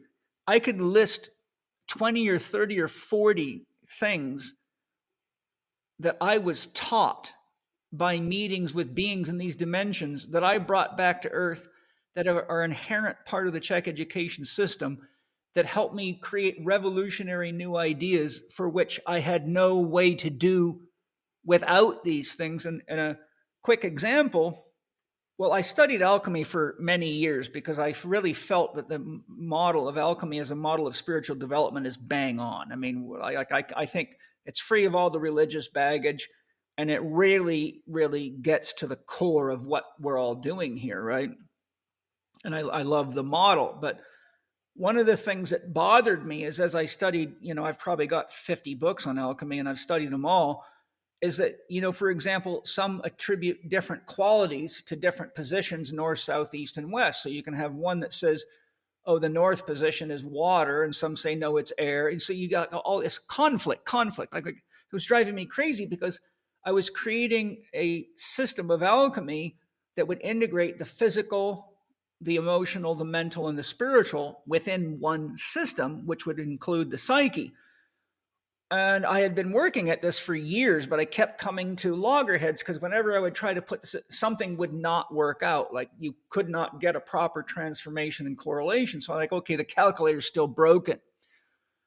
So one day I went and met with Carl Jung and Rudolf Steiner.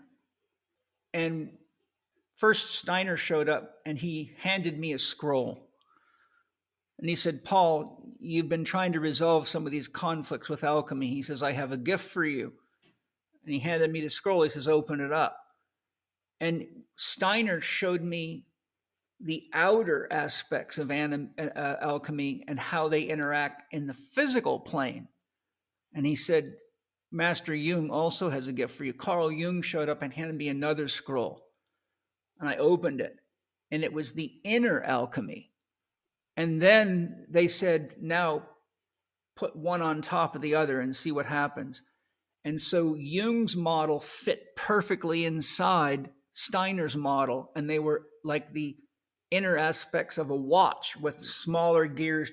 And so I was able to actually complete my alchemy model. And I've used it to help countless people and been teaching it for years. And it works perfectly. But I could not resolve that on my own. It was a hallucination, Paul. Right. But I'm like, okay, how do you explain a hallucination that produces a system that works? And I can give you like 40 more of these things. Because it's a mystical experience. I mean, hallucination is a term that we tend to use when we don't understand what the fuck is happening. Yeah, exactly. Yeah. Or we don't like somebody else. We say, you're just hallucinating. Yeah. But anyhow, I had to share that with you because a lot of people, and I know from talking to you and listening to podcasts, well, you have experiences like this yourself, right? Right. And so for me, here's an example of how you get more of the clues of God. You keep growing beyond yourself. And this is what alchemy is all about. As you know, you climb out of the physical into the spiritual and you grow out of the body, kind of like a caterpillar becomes a butterfly. You go through a metamorphosis. This is why I love teaching active imagination and meditative techniques, contemplative meditation. I heard you on Kyle talk about some of the ways that you go into meditation, and I was cracking up because that's exactly what I do. I'll read a book and it might, maybe a passage from Rumi, and I'll say, okay, because poetry can be interpreted a lot of ways. So I'll just sit, sometimes I'll just connect to Rumi and say, what are you saying here? And all of a sudden I'll have a realization that is so far beyond what I could have conjured up. I'm like, oh my God, now I get it. And once you have the realization, it's quite obvious. You're like, Jesus, what happened to me? Why I think this conversation's so important, Sean, is because, as you know, a lot of people are really stuck in flatland. Yes. And a lot of religious people are very stuck in flatland. And Nietzsche knew that. That's why he said God is dead.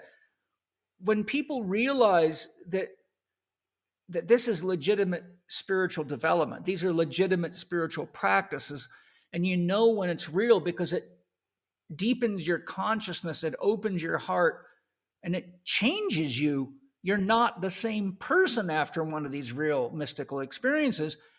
The veil is thin. Really, I think the only thing is a heartfelt intention to really know thyself, to love more, to engage the mystery of God. But my point is that if you think of the mystery of God like horizon, as we grow, the horizon moves back. And I think it's an infinite horizon. But if we get stuck in literalism or fundamentalism, then, it's almost like we're in a thick fog. And as we transcend from I-oriented to we-oriented to world-oriented, the cosmo-oriented, the mystery, the veil extends itself. So it's like the mystery's still there, but it's less mysterious than it was at the previous stage of development. So I don't know. I just wanted to share that with you because I've never read anything describing the soul or the past lives of the soul like that anywhere in any of my books that talk about that. I wondered if you've ever heard of anything like that. I've heard the notion of souls appearing as lights in a lot of the near-death experience literature, that they're experienced on the other side. Initially, there's this a huge one light, and then as they get closer to it, that it's actually composed of thousands of fragments, and that each of the fragments are individual souls, whom they have encountered in previous incarnations. So this notion that we're light beings, we know that even kind of physically, we know the fact that every element in our physical bodies is composed from, stars that have exploded and scattered their debris into outer space. And so all of the elements of our physical bodies are stardust as well. So interestingly, too, I don't know if you've ever heard this saying before. I think it's in Voices of the First Day by Robert Lawler, which is a mind-blowingly good book. It's all about the Aboriginal culture. But the Aboriginals say stars are the campfires of our ancestors. Oh, I love it. Isn't that amazing? But when I was in the cave and I saw all these stars that were like hovering right around the cave and even penetrating it, moving in and out, it was very trippy. It was almost like the sky would come down and into the cave and then move back out. But what they were doing is responding to my thoughts and emotions. But they looked like, when you're using an arc welder, how bright it is and you can't look at it? They look like sparks, but with the luminosity of a sun. And so I remote viewed and I said to my soul, what are these? And my soul said, go in, have a look. And I moved into one, and then I met one of me in a past life. And it was smiling and giggling and thinking it was so funny. And then, like, hey, give me a hug, yeah, here I am. This part of you never dies because we're in the eternal now. And so what I saw is that all of the souls, especially the ones that are alive right now, because they're channeling back and forth, I saw the eternal now like the center of a mandala, which was emptiness, like a black hole metaphorically. But just like we see stars in the sky or the universe as a collection of galaxies, I saw every soul's galaxy was in a collection circulating around the eternal now, like a massive, massive universe of stars. And it was all the human souls that have ever lived. And it was really wild. That's beautiful, Paul. That's awesome, bro. And now Bioptimizer's Magnesium Breakthrough is available in a delicious flavored drink powder. It's packed with all 8 forms of magnesium, sweetened with Katem fruit extract that is 3,000 times sweeter than sucrose but does not spike glucose when metabolized, and made with organic flavors and colors. Choose from fruit punch flavor, raspberry lemonade, banana mango, or add your own choice to the unflavored options.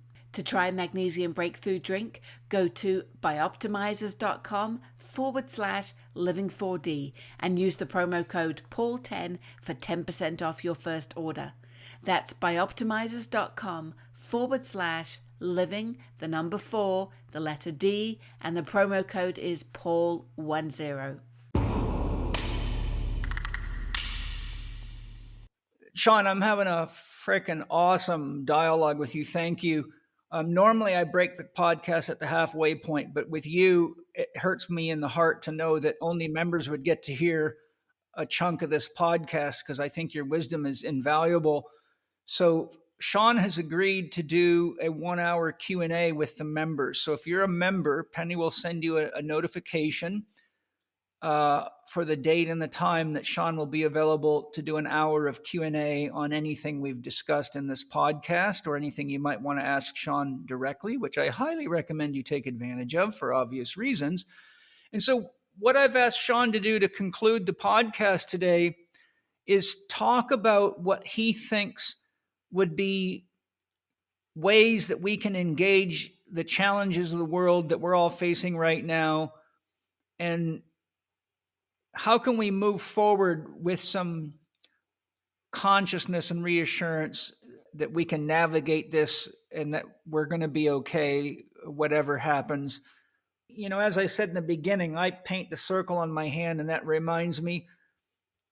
But I'm also 63 years old, and I've had a lot of life experience. I've been through a lot of really intense life stuff. So people, Sean, like you and I, have had enough time in the rodeo to know, when not to sweat the small stuff and when it is worth being concerned about. So if you could sort of take us through the end of the podcast by sharing what you recommend as practices or levels of awareness or ways of relating, so that no matter what happens in the next, you say, call it 2025, we can hold our center and really maybe bring ourselves into being in a state that's contributing to the harmony of the whole and helping all of us get through it.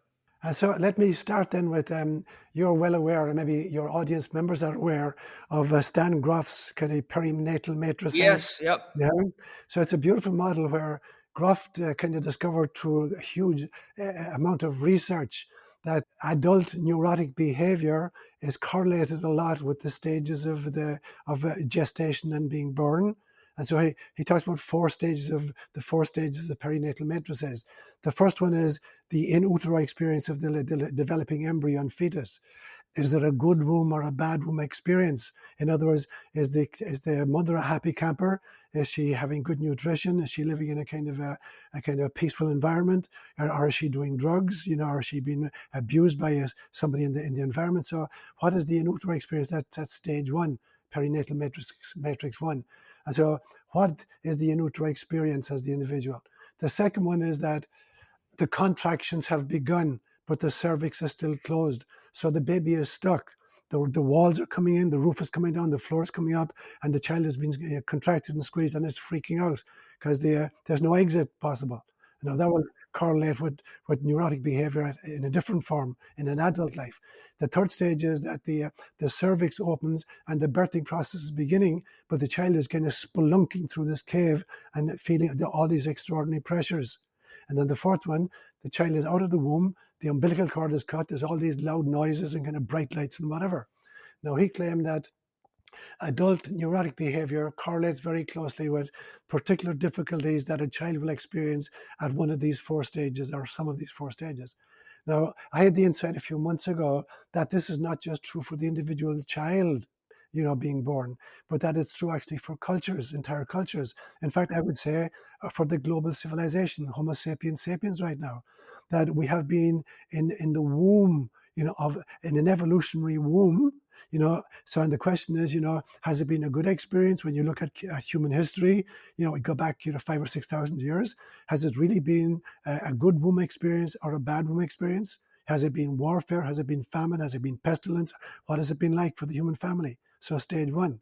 Stage two then is, the contractions are beginning, but the cervix is closed. So there's no way out. And we're being pressurized by society or by warfare or by hunger or by migrations of various kinds. The third stage is the cervix is now open and there's an escape route, an emigration of some kind. And the fourth stage is we've been birthed. Now, I think that that's happening to us as a global community. And the question for me then becomes, who are the doulas and who are the midwives, that are helping in this birthing process? Because we need that kind of leadership.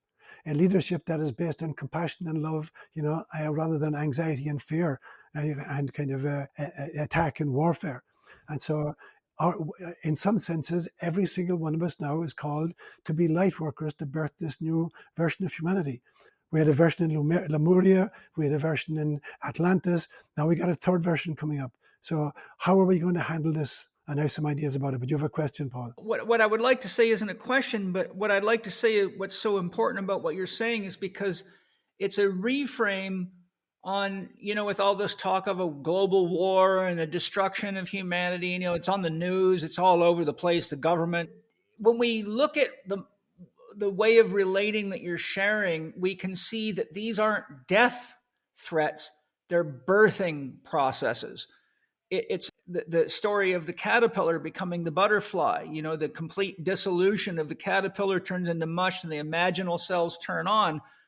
But why I love what you're saying is because it allows us each day, no matter how challenging, painful, or scary it becomes, to just say, look, I'm going down the birth canal. If I just keep moving and I keep my heart centered, I can make it into the new expression, be it of the world or of myself or of my community or of my family or of my nation or of my culture. So I think it's just a beautiful way to reorient, because if you don't hold that orientation, the tendency is to fall into fear and paralysis, and then you don't contribute, you just lock up. But if you go, it's kind of like in a deep shamanic journey, I tell people, focus on the love, focus on what your intention was for the journey, see yourself on the other side, don't get caught in the fear, or it can just tear you to pieces. So I love that what you're really saying is that we're in a birthing process, and if we orient ourselves to that and focus on all of us getting through the birth canal, then our heart is oriented there, our intention is oriented there, and that's what we radiate out into the collective. Very important. And it's the second part with the realization that at any birthing process, if the mother is lucky, there's a doula there or there's a midwife there, to help in the process and to lead her through it. Now, I think that we've got doulas, that the world itself, as it's been born anew, and as you're saying, the mindset of the baby is really, really important, that this is a birthing process. This is not a death sentence, but that we have doulas, and many of the doulas are at the other side of the veil. And the realization that they too are attending the birth, that they have been waiting for this, rebirthing of humanity. And so one of the most important of those doulas for me is Mother Mary. The kind of what's called Theotokos, the Mother of God. That was the Greek title she had, the Mother of Jesus. But she represents kind of the feminine face of God. And that she's the primary doula, the primary midwife who's attending this process right now. And that therefore it becomes really important that there's no point in just looking for economic resolutions or kind of political resolutions, or kind of medical resolutions or kind of agricultural kind of resolutions. These are important, but they're not the most important thing. The most important thing is to rediscover our spiritual selves. Yeah. Mystical inner core. And in order to do that, we have to connect with those doulas who are ushering that process in. So Mother Mary, for me, is primary among those. And you can call her Isis, or you can call her Kuan Yin, or you can call her, Shekinah. It doesn't matter. How about Shakti? Shakti, exactly. It doesn't matter what kind of tradition you're coming out of it. How about the Black Madonna? The Black Madonna, precisely. So all of these various names for the feminine face of God.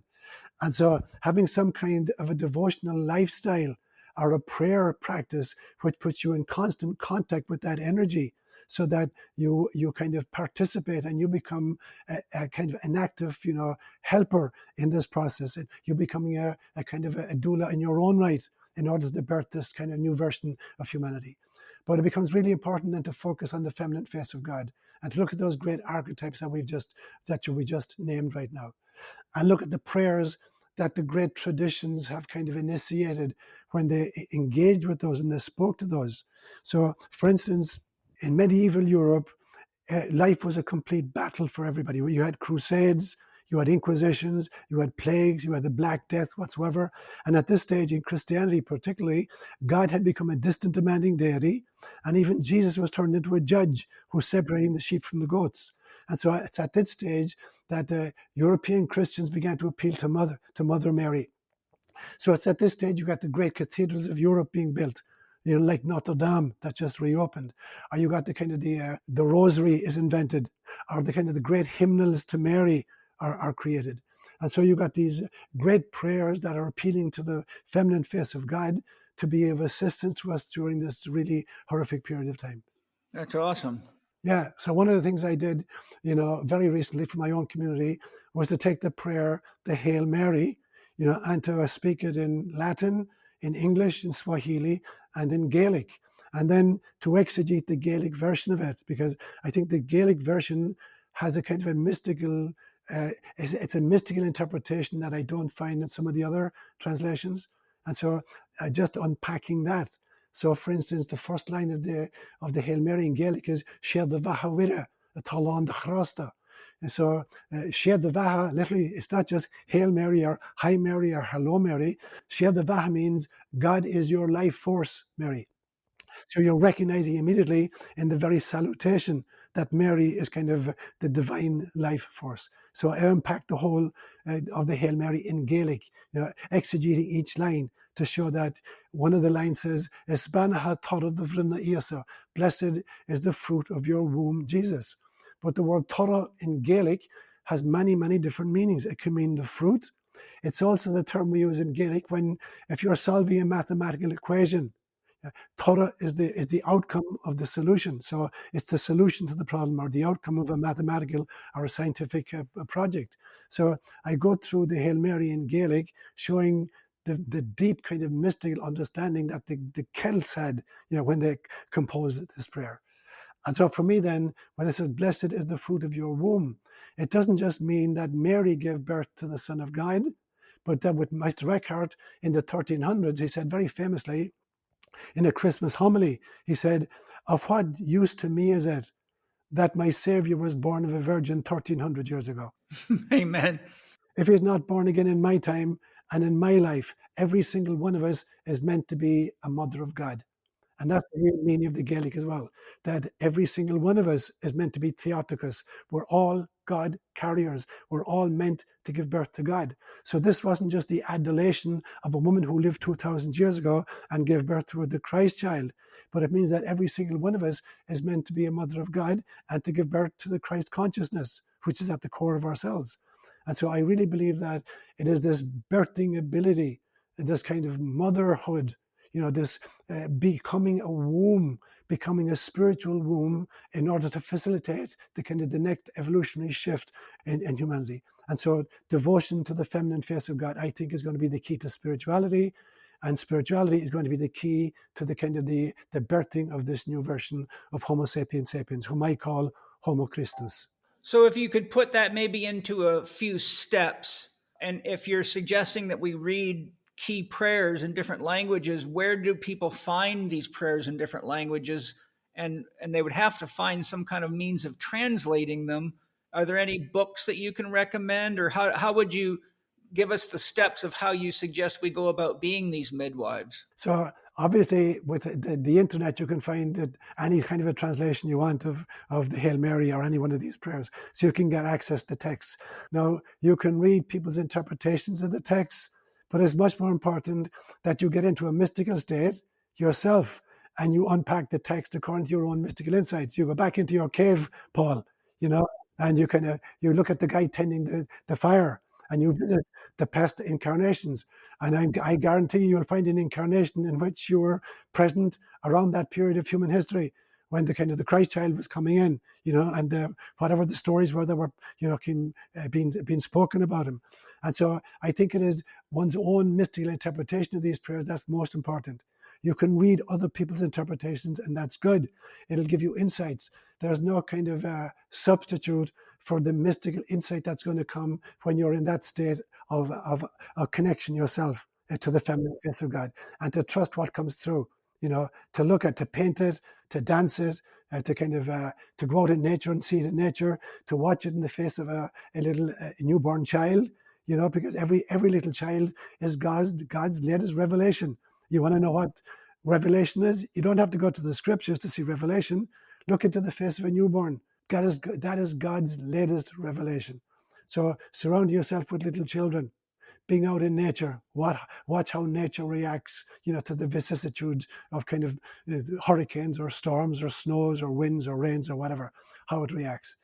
Meditate, and then pray these prayers. These will be the kind of practical steps.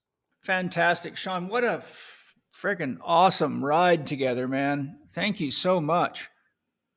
I'm just grateful. We never got to any of the outlines. So you know what that means? We got to have another podcast, baby.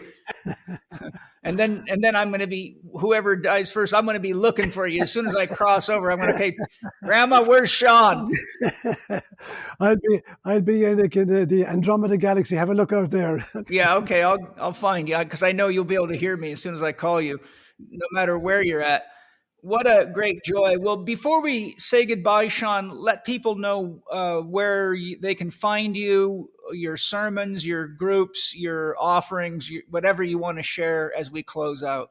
So the best place to find me is my website, my YouTube channel, spiritsandspacesuits.com. And that all my books are up there, and all of the lectures and homilies and interviews I've done, they're all available up there for free. Okay, spiritsandspacesuits.com. I love it. All right, well, listen, everybody, I hope you enjoyed this time with Sean as much as I have, and I know he's touched my soul. He always does. hopefully there's more light shining through you right now because he helped clear some cobwebs. And thank you to my sponsors for all your amazing love, support, products. To all of you, anytime you buy from the sponsors, you're putting money in the hands of people that take care of the earth, take care of organic and biodynamic farmers, and really do help make the world a better place. So whenever we support the sponsors, they support you and you support me. We all get along better together. That's how love's boomerang works. And thanks to all of you for joining me and me and Sean. And thank you all of you for midwifing the new world into creation. We have to do it together. And I look forward to having Sean back again soon. And I look forward to sharing something beautiful and amazing with you next week. So I send you all my love. For the members, we will have a 1-hour Q&A with Sean, and you can have your mind blown repeatedly for an hour. So lots of love. Aho, great spirit. It is done. It is done. It is done. Sean, I love you, buddy. Love you. Big hugs to you, my brother. You too. Talk to you real soon. Aho. Thanks, Paul. Bye-bye. Thank you for listening to Spirit Gym with Paul Chek and today's guest, Sean O'Leary. Sean will be holding a live Q&A session exclusively for members of Paul's Spirit Gym podcast membership. If you'd like to take part in this opportunity, you can subscribe by going to paulchek.com/podcast. With your membership, you also get access to exclusive extended episodes of Spirit Gym with Paul Chek, members-only Q&A opportunities with Paul, access to the podcast members forum within the Spirit Gym community where you can interact with other passionate listeners, and the chance to purchase exclusive Spirit Gym merchandise. Visit Sean's website at spiritsinSpacesuits.com, where you can read and watch more from Sean and find information on upcoming events such as his 2025 retreat, What in God's Name is Christ Consciousness, on March 23rd to 26th. You can also follow him on Instagram and YouTube at Spirits in Spacesuits. Sean's latest book, Setting God Free, Moving Beyond the Caricature We've Created in Our Own Image, is now available on Amazon.com and Audible.com. Check the show notes page at paulchek.com/podcast for details on the special offers from our premier sponsors, Bioptimizers, Paleo Valley, Wild Pastures, and Organifi, as well as links to Paul's social media, his YouTube channels, and his blog. And finally, if you enjoyed today's episode, please consider leaving us a 5-star rating and a warm review on the podcast platform of your choice. This podcast is available on Apple Podcast, Spotify, Amazon Music, Audible, and YouTube.